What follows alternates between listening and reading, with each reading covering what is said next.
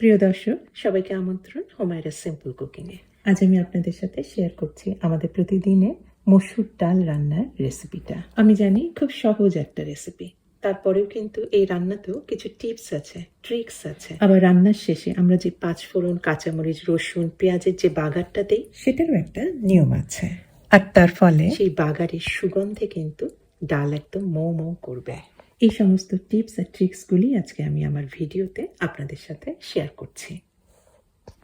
আজকে আমি ডাল রান্না করছি 1 কাপ পরিমাণ। মেজারমেন্ট কাপের এখানে 1 কাপ পরিমাণ ডাল আমি খুব ভালোভাবে ধুয়ে নিচ্ছি।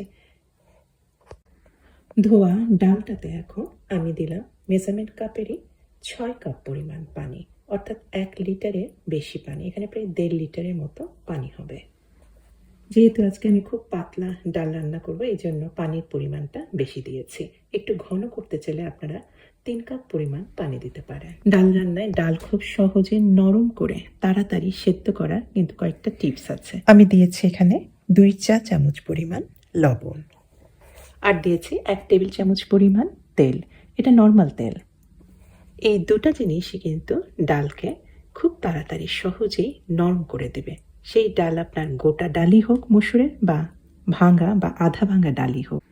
আর ডাল সেদ্ধ করার সময় একটা জিনিস অবশ্যই সবসময় মনে রাখবেন, এই সেদ্ধ করার সময় কিন্তু কখনোই হলুদ গুঁড়া দিবেন না। হলুদ গুঁড়া দিলেই কিন্তু ডাল আর সেদ্ধ হবে না। সেদ্ধ ডালটা তখন ছাবড়া ছাবড়া ধরনের হবে, ডাল একদমই মিহি বা মোলায়েম হবে না। ডাল সেদ্ধর সময় যে ফেনাটা জমছে, সেই ফেনাটা পরিষ্কার করে নেবেন। তাহলে কিন্তু ডালে পরে যখন হলুদ দেবেন, সেই রঙটা খুব উজ্জ্বল হবে। এই ফেনাটা থাকলে কিন্তু ডালের রঙটা কিন্তু অত উজ্জ্বল হয় না, একটু ঘোলাটে ধরনের হয়। ফেনাগুলি সব পরিষ্কার করার পরে মিডিয়াম আঁচে ঢেকে দিয়েছি, আর 15 মিনিটের মধ্যে কিন্তু ডাল একদম সেদ্ধ হয়ে গিয়েছে। আমি ডাল ঘুটনি দিয়ে একটু ঘেটে দিচ্ছি। এখন ডালের রঙটা কিরকম হয়েছে দেখেছেন? একদম কিন্তু হলুদ হয়েছে। আমি কিন্তু এখনো হলুদ দেইনি। ডাল রান্না প্রথম ধাপটা হয়ে গেল, ডাল সেদ্ধ হয়ে গেছে। এখন একটা ফোড়ন বা বাগার দিতে হবে।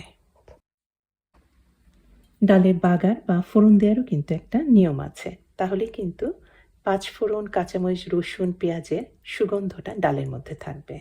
আমি ছোট একটা প্যান নিয়েছি। প্যানটা প্রথমে কিন্তু ভালোভাবে গরম করে নেবেন। প্যানটা ঠান্ডা থাকতে কিন্তু তেল দিয়ে দিবেন না। তেলটা প্যান গরম হতে হতে তেলটাও কিন্তু গরম হতে থাকবে, সেটা করবেন না। একদম গরম প্যানে তেল দিবেন, তাহলে তেল কিন্তু সঙ্গে সঙ্গে গরম হয়ে যাবে। আর বাগার দেওয়ার সময় যে রসুন পেঁয়াজ দেয়, সেটা কিন্তু গরম তেলে দিতে হবে, তা নাহলে কিন্তু এর সুগন্ধটা তেলের মধ্যে ছড়াবে না। আমি তো কিছু পেঁয়াজ, কিছু রসুন কুচি, কিছু কাঁচামরিচ আর 2টা শুকনা মরিচ দিয়ে দিয়েছি।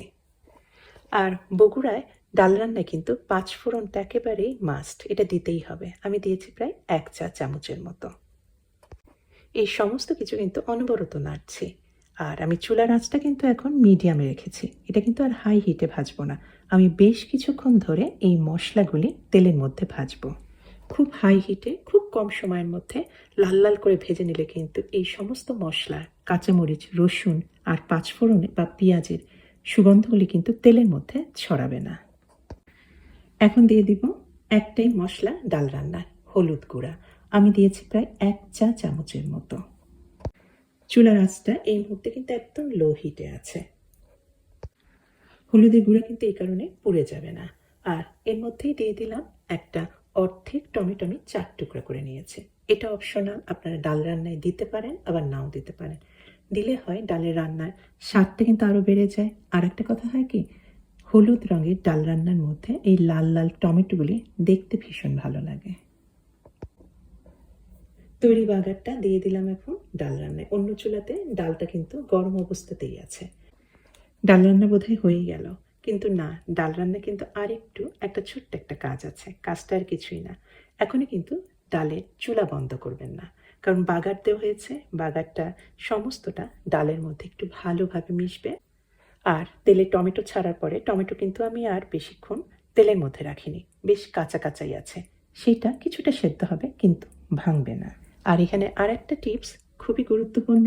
এখন যে চুলার উপরে ডালটা আছে, এখন চুলার আঁচটা কিন্তু হবে একদম মিডিয়াম থেকে একটু লো হিটে। এখন আঁচটা এমনভাবে অ্যাডজাস্ট করবেন ডালটা সিমারে হবে, ডাল কিন্তু ফুটবে না। ডাল ফুটলেই কিন্তু আপনি দেখবেন যে ডালের এই হলুদ উজ্জ্বল কালারটা কিন্তু একদম ঘোলাটে ধরনের হয়ে যাবে। ডাল রান্না তো হয়েই গেছে, ইচ্ছা করলে এখনই সার্ভ করতে পারেন ভাতের সাথে। তবে আমি করছি না, এখানে আর একটা টিপস জানিয়ে দিচ্ছি। এটা লাস্ট টিপস ডাল রান্নার।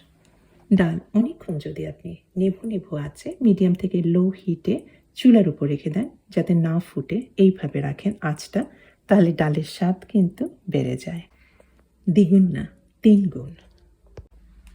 আশা করি ডাল রান্নার অনেক জানা অজানা ছোটোখাটো টিপস আর ট্রিক্সগুলি শেয়ার করতে পেরেছি।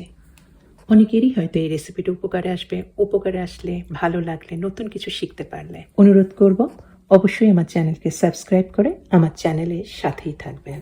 সবাইকে অনেক ধন্যবাদ জানিয়ে সবার সুস্বাস্থ্য আর কল্যাণ কামনা করে শেষ করছি। আমি হুমায়রা। আল্লাহ হাফেজ।